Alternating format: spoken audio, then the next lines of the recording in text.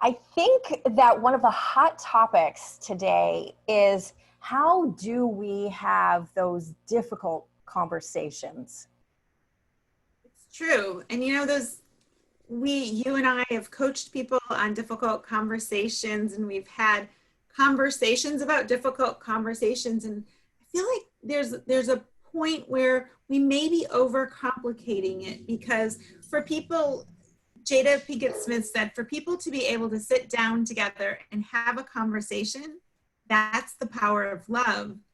And if we can come from our heart, from a place of love and learning, I think I'd like to add learning to that we can have those difficult conversations. Don't you agree?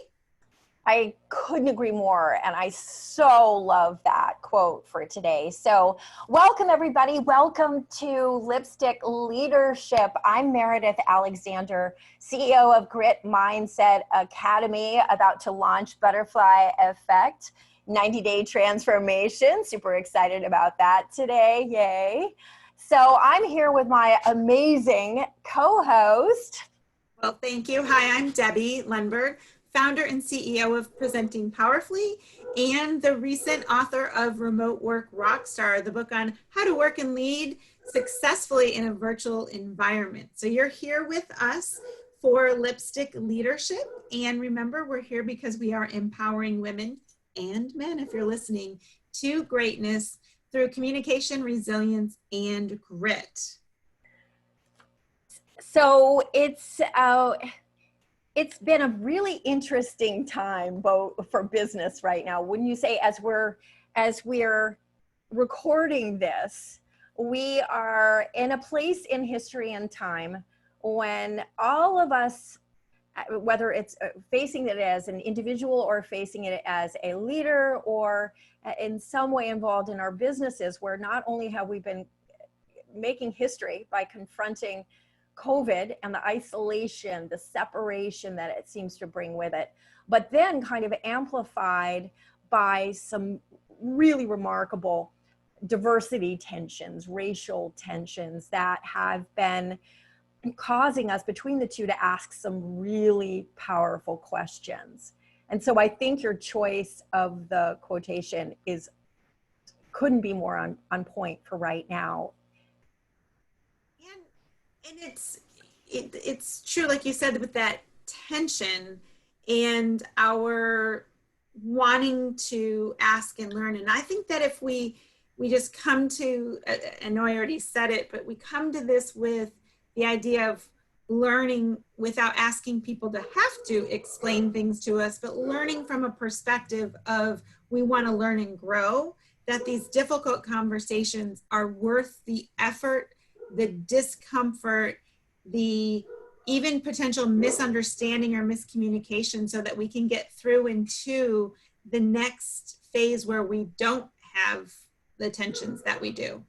And I think you bring up such a critical point about learning, because interestingly enough, if you think about it, I think you have to be willing to risk learning, because learning means that you're willing to be open to the possibility that you may not know something yet, which might then flow into a space where you discover, maybe I didn't have the full picture. Maybe even, I was quote unquote wrong about something. Maybe I'm going to have to shift the way that I look at this going forward.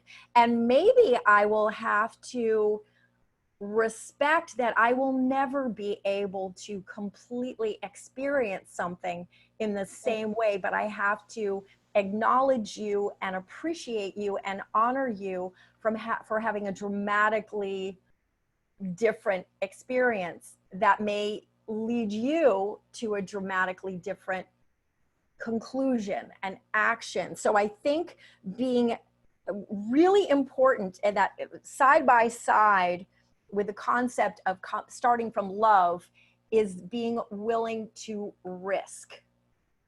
Being willing to risk and being willing, as soon as you were talking about that, I was thinking you've got to be willing to be wrong, because in fact, And you said it, you did.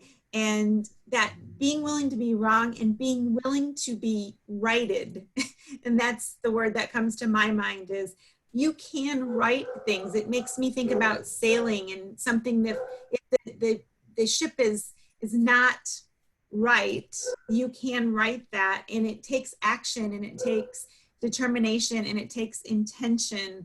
And those things can happen. So that place of love, we can't say, whoa, I didn't mean this. I still come from a place of love. Don't be concerned. But we can say, coming from this place where I stand with you, I may not understand, and yet I want to stand in support. And then you say, how can I make change? How can I make changes myself for myself? How can I make changes through my association? How can I improve? And I like the idea. I know I just said change, but I like the idea of that learning more than change.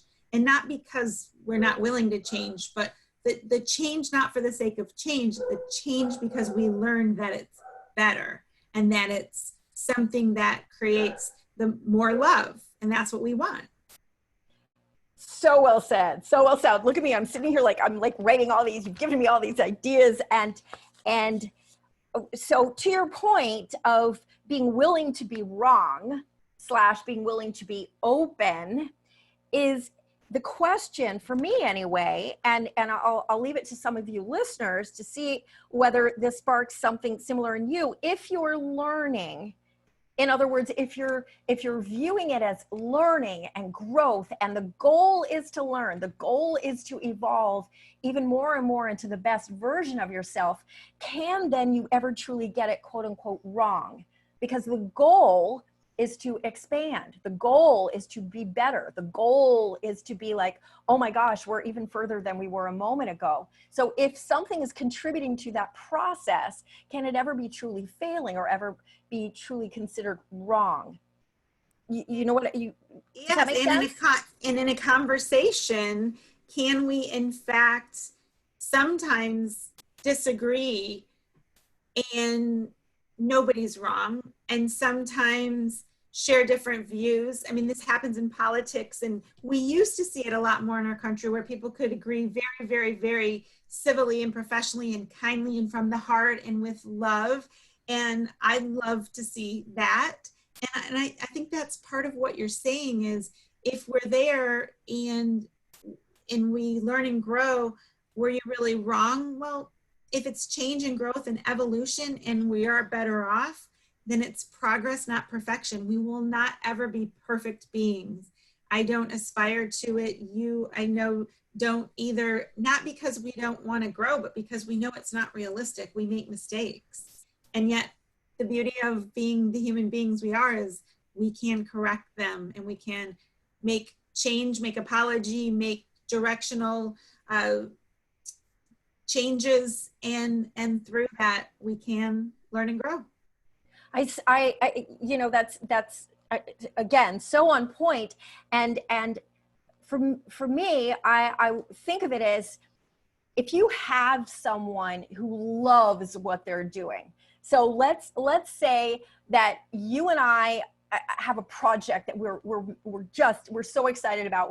We're doing a speaking project together, and we're preparing for this.